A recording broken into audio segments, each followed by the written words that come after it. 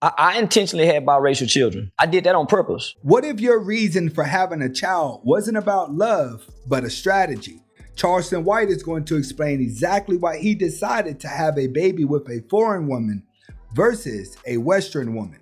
Go ahead and hit that like button. Definitely share the video. And if this is your first time watching, hit that subscribe button. Let's get to it. College, first round draft picks, and they seem to kind of have a Caucasian female. I intentionally had biracial children. I did that on purpose because when I came home in 1998, at the age of 21, I saw all my black friends had baby mama trauma. I also experienced this whenever I was in the military. I went off to basic training, and then I was stationed in Italy, Germany. And then when I finally got back around my hometown friends, they all had children, all had the same problems going on, which delayed my actions with having kids.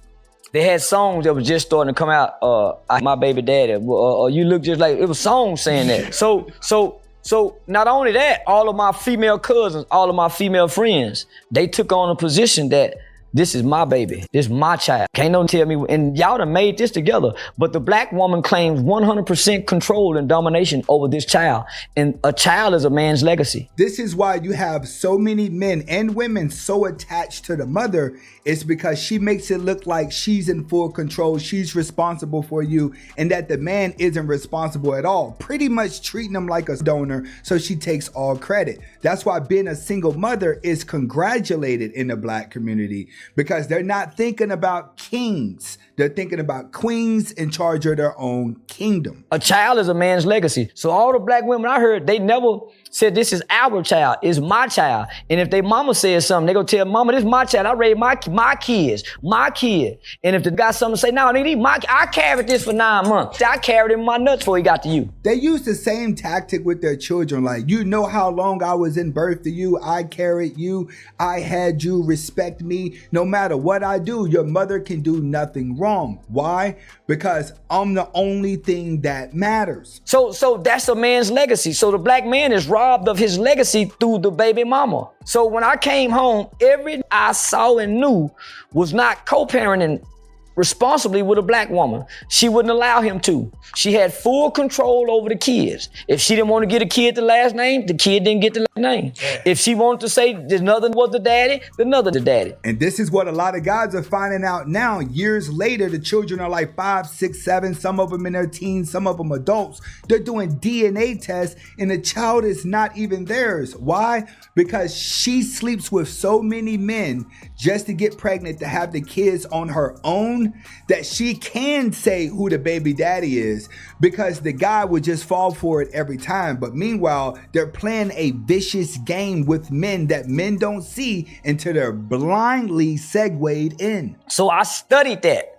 I just started having children to my mid and late 20s, homie. So I had a time to think. I got a Mexican partner named Wedo. His baby mama named Moreno. In the house playing the game all goddamn long. From the time we wake up in the morning, the baby diaper ain't been changed or nothing. Morena get off of work, she come in her, roll her eyes at us, she start pulling out pots, cooking. Wedo, you haven't changed the baby? Nope. She coming up mopping. Wedo just put his feet up. And we all, yeah, but he love the kid. You do have a lot of people in general that are like that, where the man is sitting around being lazy and the woman is the workhorse, and the woman still puts the man above her no matter what. It's just how the women are taught in certain cultures, that they don't know how to be any other way. A black woman is automatically taught from her moms and aunties that you do not need a man, and if he can't outdo you, then you're not supposed to respect him. But they kids. The black woman ain't gonna let you do that, my nigga. Nah. The black woman is not gonna let you have 100% control of your legacy. She's gonna diminish it. She's gonna destroy your legacy. If nothing else, assassinate the character in the eyes of your children. My mother used to tell me, you can always judge a woman with kids by the way that she talks about her baby dad. If she's always talking about him in a bad way, that lets you know that she has a control issue and that she's a bad woman, because she wants the children to look at him in a bad way, so they do not have a connection with the child whatsoever. This is what most men discover later in life when they start asking questions about their mom and they start studying women's nature. They start to realize, my mother had me because she was selfish. She had no intentions of being a wife and raising children with a man. Her entire intentions were for her to be the one and only queen with a kingdom. So meaning you could never be a superhero to your kids because you can't override what mama say. I don't give a damn about you telling your daddy. Not only is the mama gonna say that, the grandmama and them gonna say that too. Give a damn about you telling your daddy. And dad is supposed to be a superhero to the kids, homie. So if mama is the villain and the hero, then daddy in the eyes of the kids, homie, he ain't. And this is why a lot of men get older and all you could do is say, my dad is nothing. My dad wasn't this. My dad wasn't that.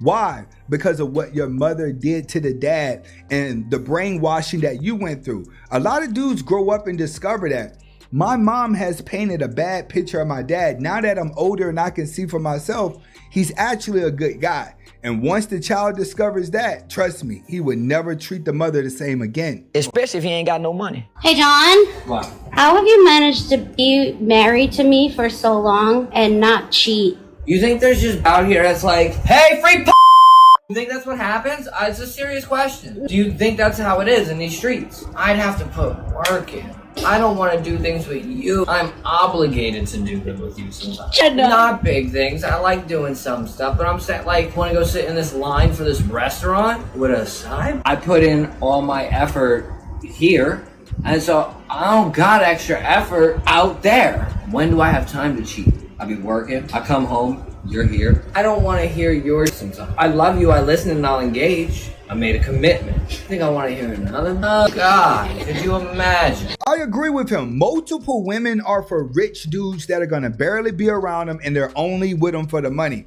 Realistically, once you have a girlfriend, having a side chick requires more attention, more nagging, more stories, more PDA, more spending time, just more of everything that your first girlfriend is giving you. The best thing for you to do is just take your time and pick out the right one. And I try to tell my girl that too, like, listen, if you look at the amount of time I got to go to the gym, film, edit, and deal with you and deal with things that we have to do in this relationship, I don't want no more of a headache.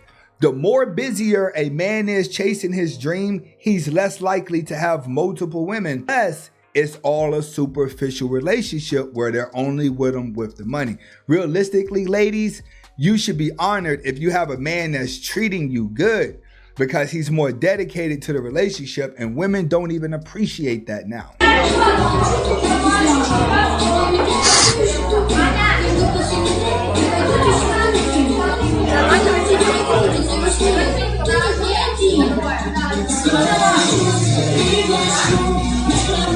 That's like the most disappointing thing. A pretty girl that smells and doesn't even know what she smells like.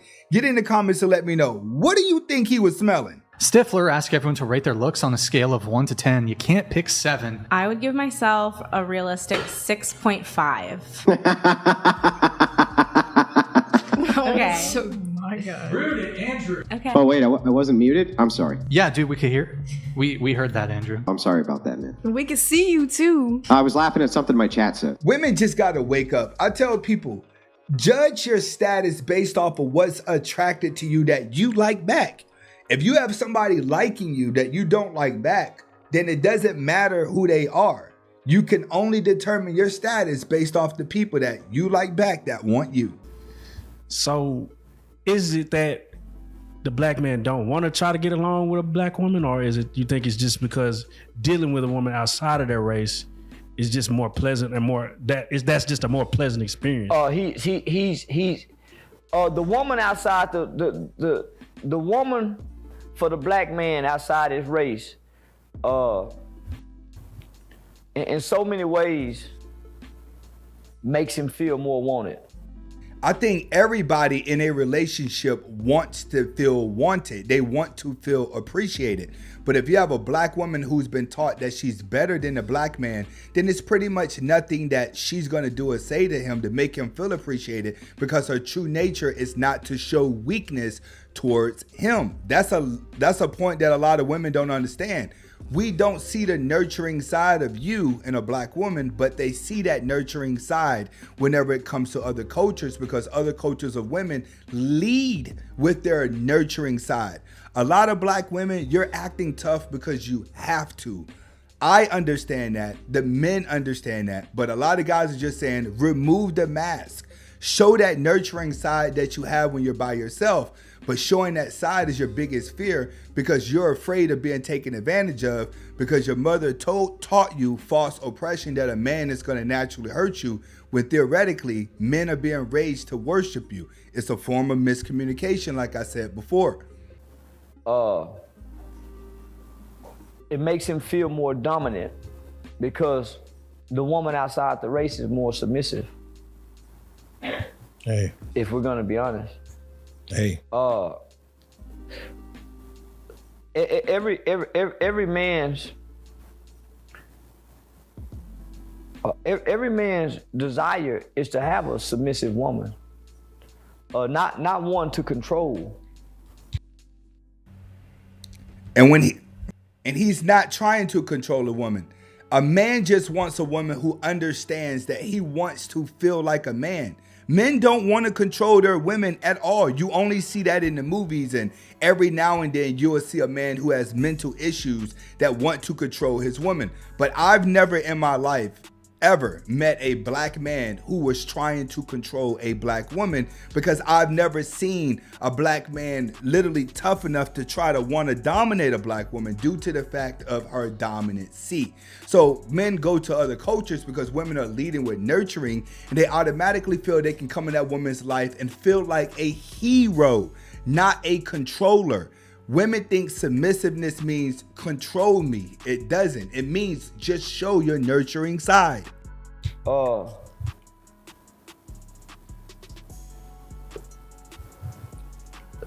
black man ain't never controlled a woman. Dang. Unless he's abusive. Yeah. Because his mother teaches him to be emasculated to a woman. And this goes back to the loud aunties, the loud moms, and the loud grandmas. We just been taught to sit around and let them do and say whatever it is that they want to say, and we just go along with it. But as black men start to get older, they start to grow out of that simp phase. But by the time they grow out of that simp phase and they're trying to explain to the black woman what she's doing wrong to turn him off, everyone is too old to change at that point. So you have a lot of old dogs trying to learn new tricks and it's not working, and why the government is aiming at the youth. Television and social media is aiming at the youth, but everyone that's outgrowing the masculine phase and the emasculine phase that they had ever since they were little, they realize what it is as an adult, but it's too late to change your mindset, which is why you have so many middle-aged black people that are single and battling loneliness because they don't know how to interact with each other. His mother teaches him that. So, if you date outside your race, the woman outside your race, she's taught to submit in the ways that a black man desires to have the black woman submit. It's the first time in most black men's life that they actually get to feel like a man. Whenever you're around black women, you always feel like you have to prove yourself, even after you have proving yourself. So when men go to other cultures, it feels good. You know, you get to feel free, you get to feel dominant, but truthfully, after a while, you really don't want that pushover type women, and you start to seek stronger women, but then the stronger women show no nurturing side. That's even sexually. That's Hey. even sexually. Touching on something. Yeah. So it's unfair to the black woman.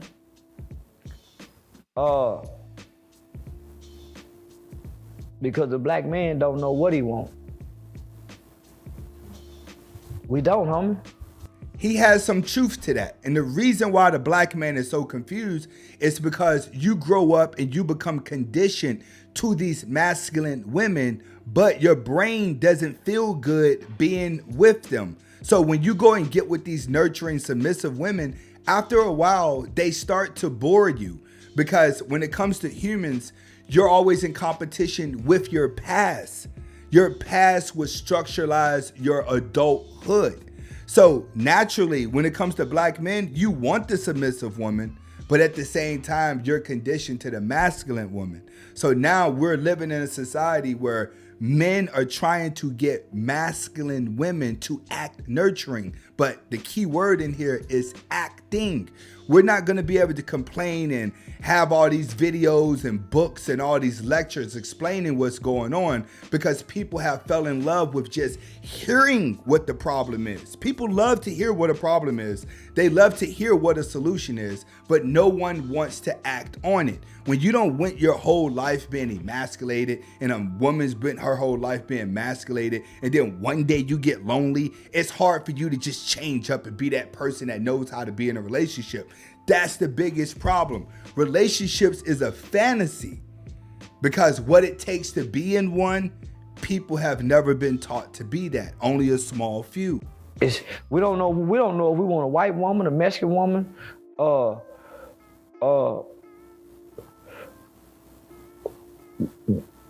we either want or we don't want what we saw in our mothers.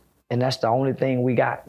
Because a man doesn't want a woman like his mother screaming and yelling and having mood swings all the time. You don't know when she's happy. You don't know when she's sad. You're always playing hopscotch with your feelings. But when you get around these submissive women, then it's easier for a man to maintain one mood. That's the problem. Black men have become very moody because you're used to your mother being moody. You're used to all the women around you being moody. Your babysitter, moody. Grandma, aunties, they're always moody. So when you're moody, you're always jumping in and out of different emotions, which means you're jumping out of being different people. This is why women wear makeup. This is why they need so many clothes, so many shoes, because they're waking up dressing how they feel and they're always feeling different. But men, they don't battle that many personalities, so they have less clothes and spend more of their money on toys for recreational. So men don't know what they want because they've taken on a feminine trait where their moods are swinging from being around and taught from women how to live life. They only know how to respond to life the same way as a woman, and that's in a state of confusion. We either want or we don't want what we saw in our mothers. That's the only thing we got. Once they start eating ass, how can you be romantic after people eat ass? Yo. Once women start like getting their ass ate, where do romance come in at? This shit is to sell records. Well, this shit is that ain't selling records. They really do that in real life, don't they? Yeah. No, but that's to sell records. It's just like how just in Carisha, please, like Trina used to say, like she used to say things that she really wasn't about, but you know, it's to sell records. Well, remember, women are impressionable though. It sells records for them, but it ended up becoming our culture. dating habits for us. Yeah. Whatever is in the music is what people are trying to emulate because music are spells. He's right. If they're talking about it in the music, then people take it and they start to mimic it in their life. Once you start taking sex to an extreme level, there's no way for you to go back to romance.